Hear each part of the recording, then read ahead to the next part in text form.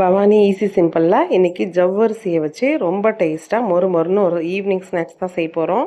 ஜவ்வரிசியில் பாயசமே வச்சு போர் அடிக்கும். நம்ம ஹெல்த்தியாக பசங்களுக்கு ஸ்நாக்ஸ் வேணும்னா இதை ட்ரை பண்ணுங்கள். ரொம்ப டேஸ்ட்டாக சூப்பராக இருக்கும்.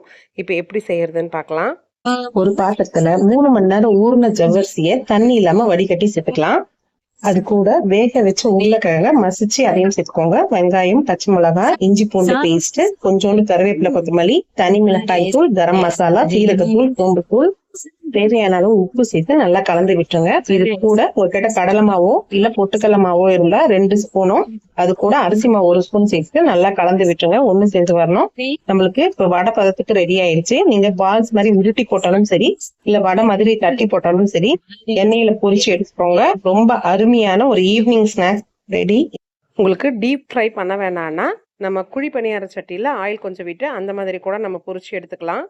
அடுத்த வீடியோவில் மீட் பண்ணுறேன். நம்ம சேனலில் இருக்கிற எல்லா வீடியோவும் பாருங்கள். தேங்க்யூ ஃபார் வாட்சிங்.